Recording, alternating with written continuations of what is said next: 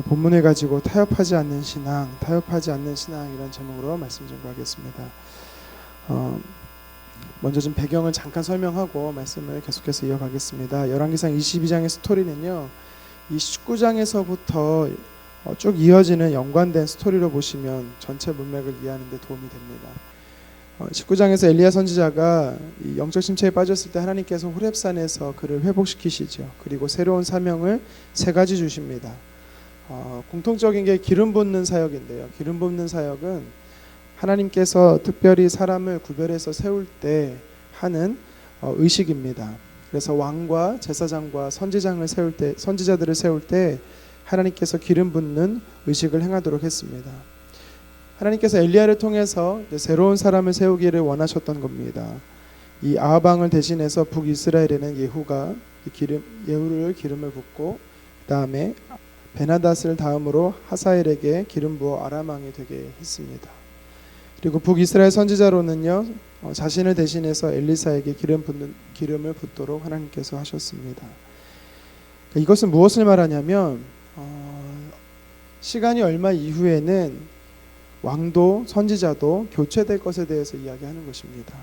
성경은 하나님의 말씀을 따라 베나닷과 아합의 최후 그리고 엘리야의 마지막 모습과 또 새롭게 기름 부은 이들을 어떻게 왕들과 선지자로 역사의 한복판에 하나님께서 등장시키시는지 그 기록들을 19장 이후로부터 계속해서 써내려가고 있었던 것이죠. 먼저 성경은 북이스라엘 왕 아합이 어떤 결말을 맞게 될 것인가에 대해서 기록해 나가고 있습니다. 20장에서 아람과의 두 번의 전투와 21장에서 나봇의 포도원 사건에서 하나님은 아합에게 참 많은 기회를 주셨습니다. 어떤 기회냐면 하나님의 말씀을 듣고 순종하여 심판을 면할 것에 대한 기회였지요. 하지만 아합은 하나님을 경외하지 않았습니다. 그때마다 회개하고 돌이킨다라고 말했지만 진정한 회개가 아니었습니다. 여전히 우상 숭배에 빠져 있었습니다. 그리고 오늘 본문에는 충분히 오래 참으시는 하나님께서 마지막 기회를 아합에게 주고 있지요. 그러나 아합은요, 그 마지막 회개의 기회조차도 스스로 걷어차 버립니다. 이 아람과의 두 차례의 전쟁이 있었고 그 사이에 나봇 포도원의 사건이 있은 후 시간이 3년이 흘렀습니다. 분명히 하나님께서 엘리야 선지자를 통해 아합을 심판하려고 하셨지만 이 아합의 이 회개로 인해서 하나님은 그 회개가 온전한 회개가 아니었음을 아셨음에도 불구하고 또 속아주시면서 그에게 기회를 한 번 더 주시는 이 자비와 사랑과 그리고 오래 참음의 성품을 우리에게 보여주셨습니다. 하지만 정신 차리지 못하는 이 아합은요, 3년의 태평성대를 통해서 또다시 교만해졌죠. 하나님 없이 살아가고 있습니다. 어쩌면 정말 하나님께서 심판하시겠어라는 이 안일한 태도로 살아가는 것을 볼 수가 있습니다. 아합 왕은 이전 북이스라엘의 땅이었지만 현재는 아람의 영토인 이 길르앗 라못을 되찾기 위해서요, 아람과 전쟁을 벌이려고 합니다. 아합 왕은 아람과의 세 번째 전쟁이죠. 아합과 이 베나닷의 세 번째 전쟁입니다. 이때 남유다 왕이었던 여호사밧과 함께 서로 사돈지간이었던 그럼으로 인해서 군사적 동맹을 맺고 있었던 그래서 함께 전투에 임합니다. 그나마 남유다 여호사밧 왕은요, 하나님을 경외하는 왕이었습니다. 그래서 정말 이 전쟁이 하나님께서 원하시는 전쟁인지에 대해서요, 묻고자 했던 것입니다. 하나님께 묻는 이 거룩한 의식을 다른 말로 하면 신탁이라고 하는데요, 여호수아와 함께 가나안 땅을 점령했던 이스라엘 백성들 항상 전쟁하기에 앞서 하나님께 물었습니다. 유일하게 패배했던 전쟁이지요. 그때가 하나님께 묻지 않고 했던 전쟁입니다. 아이성 전투를 실패했던 이유가 하나님께 묻지 않았던 것입니다. 사사기 1장에 보면 가나안 족속과 싸울 때 어느 지파가 먼저 올라갈 것인가에 대해서도 그들은요, 물었습니다. 또 다윗은 시글락과의 전투에서 시글락의 가족들이 아말렉으로 인해 다 점령되었을 때에 하나님께 물었습니다. 아말렉 군사들을 쫓아갈 것인가에 대해 물었을 때 하나님께서는 구체적인 전술까지도 말씀해 주셨습니다. 전쟁은 하나님께 속해 있는 것이기에 하나님께 물어야 했지만 아합 왕은요, 그렇게 하지 않았던 것이죠. 평소에도 하나님을 의지하지 않았다는 것을 반증하는 것입니다. 그래도 다행히 남유다 여호사밧 왕은 하나님께 여쭈기를 원했습니다. 그런데 우리가 어제 살펴본 것처럼 400여 명의 선지자들은 모두 한결같이 하나님께서 이 전쟁은 허락하셨다, 아람에게서 승리를 허락하셨고 길르앗 라못을 되찾게 될 것이다라고 예언을 합니다.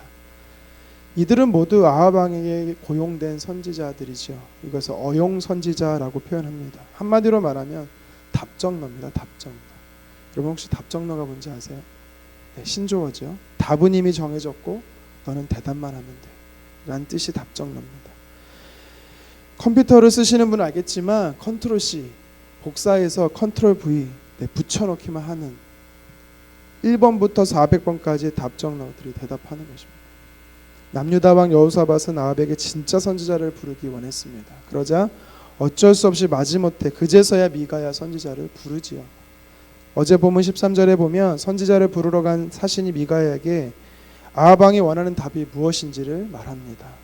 그러니 당신도 이미 400명의 사람들이 똑같이 대답했으니 당신도 아합 왕 뜻대로 예언하라고 강요하죠. 사실 협박한 것입니다. 하지만 미가 선지자는 남유다 북이스라엘 왕 이 두 왕 앞에서 하나님의 뜻은 아람과의 전쟁하는 것이 아니고 전쟁에 나가게 되면 17절 18절의 말씀처럼 목자 없는 양같이 산에 흩어진다. 다시 말해 아합이 죽게 될 것에 대해서 이야기를 하는 것입니다. 거침없이 명확하게 하는 뜻이 무엇인지 이야기하고 있는 것입니다. 이것이 사건의 배경이죠. 그렇다면 오늘 이 배경 속에서 우리에게 주는 메시지가 뭔지를 살펴봤으면 좋겠습니다. 바로 하나님 없는 선지자 노릇을 버리라입니다. 하나님 없는 선지자 노릇을 버리라. 다른 말로 하면 하나님 빠진 종교적 행위를 경계하라입니다. 여러분 제가 말씀드린 뜻이 이게 어떤 의미인지 이해되십니까? 예수님 당시에 가장 종교적 열심이 있었고 사람들로부터 존경받는 사람들이 있었습니다. 그것이 누구냐면 바리새인들이었죠. 일주일에 이틀이나 금식했습니다. 성경을 굉장히 잘 알고 있습니다. 박식했습니다. 그런데 예수님께서는 이들을 향해서 뭐라고 말합니까? 독사의 자식들이라고 말했습니다. 뜻이 뭐냐면 마귀의 자식이고 어둠의 자식이란 뜻입니다. 하나님을 경외하지도 않으면서 종교적인 열심만 가지고 스스로 높아지려고 한 이들을 향해서 예수님은 책망하셨던 겁니다. 책망에는 이유가 있지요. 하나님이 빠져있기 때문입니다. 하나님을 경외하지 않았기 때문이죠. 하나님 말씀을 아는 것과 그렇게 살아나는 것에 일치되지 않았기 때문입니다. 쉽게 말하면 바리새인들은 백성들에게 하나님을 경외하라고 말했지만 스스로 하나님을 경외하지 않았습니다. 아람과의 전쟁을 하나님께서 허락하셨고 승리를 주실 것이다 라고 이 예언했던 400여 명의 사람들을 성경은 뭐라고 말하고 있냐면 선지자들이라고 말합니다. 선지자들. 어떻게 이들을 선지자라고 말할 수 있을까 저는 생각해 봤습니다. 하나님의 뜻과 정반대의 말을 하는데 어떻게 이들을 선지자라고 할 수 있을까? 선지자인 척하는 가짜 선지자들 아닌가? 그러면서 이렇게 말을 바꿔봤습니다. 세상에서 일반인들도 했다가는 도덕적으로나 윤리적으로 문제가 되는 일들을 어떻게 목사라는 사람이 할 수 있을까? 어떻게 저런 행동을 할 수 있을까? 저 사람 진짜 목사 맞는가? 이걸 저에게 적용해 보는 거죠. 나는 정말 목사 맞는가? 예수님을 믿어 하나님의 자녀가 된 사람이 어떻게 저런 행동을 할 수 있을까? 성도 맞는가? 라는 질문을 던져볼 수 있는 것입니다. 본문의 19절에서 23절에 보니까 선지자는 이 미가의 선지자는 자신이 본 환상을 이야기합니다. 하나님의 천사 중에 하나가 400여 명의 선지자들에게 거짓을 넣어 예언하게 하겠다라는 것이죠. 하나님께서 그것을 허락하십니다. 근데 우리가 오해하지 말 것은요, 이 400명의 선지자들은 참 선지자인데 하나님께서 천사를 통해 거짓말을 넣어 예언하게 한 것이기 때문에 이들에게는 아무 죄가 없다라고 말하면 여러분 우리가 잘못 판단하는 것입니다. 왜냐하면 이들은 400명은 아무 감정 없고 아무 의지도 없는 로봇다라고밖에 말할 수 없는 겁니다.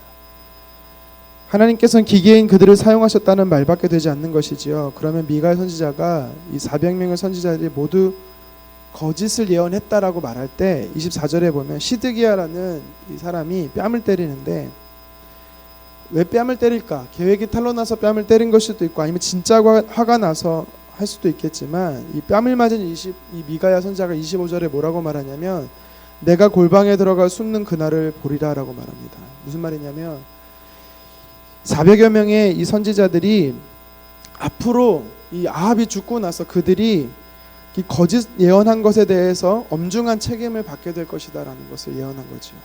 그러면 이 미가야 선지자도 이렇게 예언하면 안 되는 것입니다.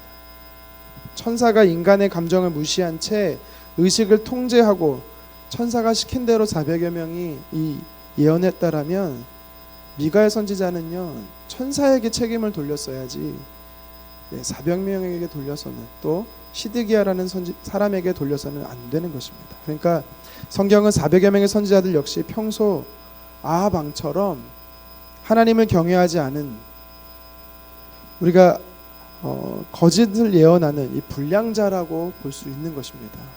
선지자라는 형식과 의식, 행위가 있을 뿐 경건의 모양만 있을 뿐 경건의 능력이 없었던 사람인 것이죠. 이 야고보서 1장 15절에 보면 욕심이 잉태한 즉 죄를 낳고 죄가 장성한 즉 사망을 낳는다라고 성경은 말합니다. 결국 그들이 사망하게 되고 죄가 잉태된 이유는요 그들의 욕심 때문이었던 것입니다. 예수님은 은 20냥에 팔아버렸던 그래서 십자가에 달려 죽게 한 장본인이 있죠. 가룟유다입니다. 하나님께서 가룟유다에게 예수님을 팔도록 하나님이 시키신 것이기 때문에 가룟유다는 죄가 없다라고 말하는 사람들이 종종 있습니다. 하지만 절대 틀린 사고죠. 그러니까 이 사고나 이 400여 명의 사람들이 죄가 없다라고 말하는 사고나 똑같은 것입니다. 가룟유다의 악함을 하나님께서요 도구로 사용하신 것이죠. 그러니까 하나님께서는 400여 명의 평소 죄를 짓는 그들을 도구로 사용하셨다라고 우리는 이해해야 되는 것입니다. 평소 하나님을 안중에도 없고 자신들의 일심양명 권력을 유지하는 일에만 신경 썼던 아주 인본적인 사람들을 하나님께서 사용한 것입니다. 종교적인 형식과 의식만 있을 뿐 하나님을 신뢰하거나 하나님 말씀을 따라 살지 않던 자들이 시드기야를 비롯한 400여 명의 사람들이었습니다. 그런데 오늘 성경은요 이 400여 명의 사람들처럼 저와 여러분들의 영적 상태 똑같이 이들과 같은 영적 상태에 빠지지 않도록 경계하라라고 말하는 것입니다. 마음에 감동 없이 부르는 찬양, 마음밭에 심겨지지 않고 한 귀로 듣고 한 귀로 흘리는 말씀, 알기는 알아도 실천하지 않는 생활, 의심하고 또 중언부언하는 기도 등 우리가 이 종교적인 형식에 굉장히 빠지기 쉽다라는 거죠. 하나님 없는 종교적 열심에 빠지지 않도록 저와 여러분들은 주의해야 되는 것입니다.